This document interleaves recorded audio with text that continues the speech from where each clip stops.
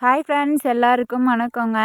இன்றைக்கி நம்ம வீடியோவில் என்ன பார்க்க போகிறோம் அப்படின்னு பார்த்தீங்கன்னா, நமது சுற்று வட்டார பகுதியில் இருக்கக்கூடிய மாட்டு இனங்கள் மற்றும் அதனுடைய பெயர்கள். அதாவது மாட்டு இனங்களுக்கு ஒரு பேர் இருக்கு இல்லைங்களா, அந்த பேர் தான் என்ன அப்படின்னு சொல்லிட்டு நம்ம இந்த வீடியோவில் பார்க்க போகிறாங்க.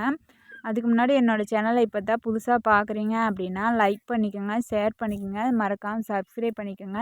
மறக்காமல் உங்கள் சேனல் என்னோடய சேனலில் யூஸ்ஃபுல்லான தகவல் மட்டும்தான் கொடுக்குறேன். என்னோடய சேனலை தொடர்ந்து ஃபாலோ பண்ணிக்கோங்க. இப்போ வீடியோக்குள்ளே போகலாங்க. நம்ம மாட்டு இனங்களில் ஃபஸ்ட்டு பார்க்க போகிறது நாட்டு மாட்டு இனங்கள்ங்க. அந்த நாட்டு மாடுகளில் வந்து எங்கள் ஊர் பக்கட்டுமே ரொம்பவே அதிகமாகவே பார்க்க முடிய மாட்டேங்குது இல்லைங்க. எதனால் அப்படின்னு கேட்டிங்கன்னா, அதனுடைய பால் கறவை திறன் ரொம்பவே கம்மியாக இருக்குங்க. அதனால் அந்த மாடுகள் வந்து கொஞ்சமே குறைவாகவே காணப்படுதுங்க. பால் கறவை திறன் கம்மியாக இருந்தாலும் கூட அதில் இருக்கிற எஸ்என்எஃப், ஃபேட், கொழுப்பு சத்து இதெல்லாமே வந்து அதிகமாக இருக்குங்க. அது இருந்தும் கூட வந்து ரொம்ப அதிகமாகவே நம்ம மாட்டு இனங்கள் பால் கொடுக்கறதில்ல. அதனால் அதோட வளர்ப்பு வந்து கொஞ்சம் குறைஞ்சிருக்குங்க.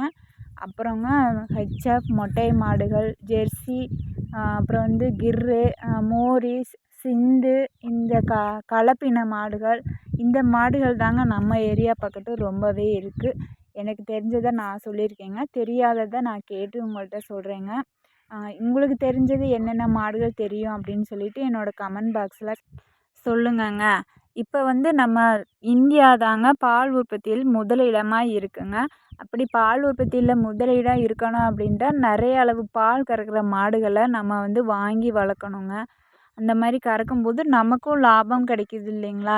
நம்ம தாய்ப்பாலுக்கு அடுத்து நம்ம குழந்தைகளுக்கு கொடுக்கறது நம்ம இந்த பால் தாங்க.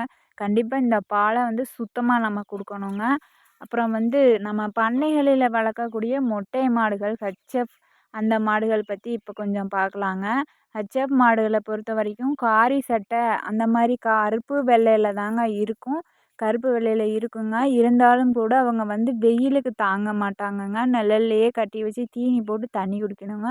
அவங்கள பொறுத்த வரைக்கும் தீனி தண்ணின்றது கொடுத்துக்கிட்டே இருக்கணுங்க. அவங்க எடுத்துக்கிட்டே இருப்பாங்கங்க. எவ்வளோ தண்ணி கொடுக்குறோமோ அவ்வளோ அளவுக்கு அவங்க வந்து நமக்கு பால் கொடுப்பாங்கங்க. இந்த மாடுகள் வந்து நம்ம உள்ளூர் மாட்டு வகைகள் இல்லைங்க. வெளியூர்லேருந்து நமக்காக பால் உற்பத்திக்காக கொண்டு வந்த இந்த மாட்டு இனங்கள் தாங்க. இன்னமும் நமக்கு தெரியாத மாட்டு இனங்கள், மாடுகள் நிறையவே இருக்குங்க. நம்ம மாடுகளுக்கு பேர் போட்ட மணப்பாறை மாட்டுச்சந்தை அப்படின்றது வந்து நம்ம சுற்றுவட்ட பகுதியிலேயே இருக்குங்க. மணப்பாறை மாடுக அப்படின்றது இந்த மாட்டு இனங்கள் அப்படின்றத எப்படி கண்டுபிடிக்கலாம் அப்படின்னா, நம்ம மாடுகளுடைய கொம்பு, முகம், அதனுடைய உடம்பு, அதனுடைய பால் கறவை திறன் இதெல்லாம் பொறுத்து அது எந்த மாடு அப்படின்றத நம்ம சொல்லலாங்க. என்கிட்ட இருக்கிறது வந்து ஒரு மாடு வந்து சிந்து மாடு, இன்னொரு வந்து கலப்பினம், அப்புறம் இன்னொரு கெடேரி வந்து பார்த்திங்கன்னா நாட்டு மாடில் கலப்பின கெடேரிங்க. என்கிட்ட இருக்கிறது அவ்வளோதாங்க இருக்குது. அதே மாதிரி நமது நாட்டு மாட்டு இனங்களிலே நிறைய இனங்கள் இருக்குங்க. நமக்கு தெரிஞ்சது தெரியாதது எத்தனையோ ரகங்கள் 82 விதமான நாட்டு மாடுகள் இருக்குங்க. மலை மாடுகள் அப்படின்ட்டு சொல்லக்கூடிய நிறையா மாட்டு இனங்கள்ங்க. இப்போ நீங்கள் பார்த்துட்டு இருக்கிறது எங்கள் ஊருக்குள்ளே ஒரு கோயிலில் இருக்கிற ஒரு நாட்டு மாடு தாங்க நீங்கள் பார்த்துட்ருக்கீங்க. நாங்கள் வந்து தெரியாமல் எடுத்தனால உங்களுக்கு அந்த வீடியோ அப்படி தெரியுது. இந்த மாதிரி நாட்டு மாடுகள் யாரெல்லாம் உங்கள் வீட்டில் வளர்க்குறீங்க அப்படின்னும் என்னோடய கமெண்ட்டில் சொல்லுங்கள். என்கிட்ட இருக்க ஒரு கெடேரி இருக்குது இல்லைங்களா, அது வந்து நாட்டு மாடுலேயே கொஞ்சம் கிராஸ் மாதிரி இருக்குங்க. ஏன் சொல்கிறேன்னா கொம்பு, மூஞ்சி, அந்த உடல் அமைப்பு அப்படி இருக்குங்க. இதே மாதிரி நீங்களும் எந்த மாடு வளர்க்குறீங்கன்னு தெரிஞ்சுக்கோங்க.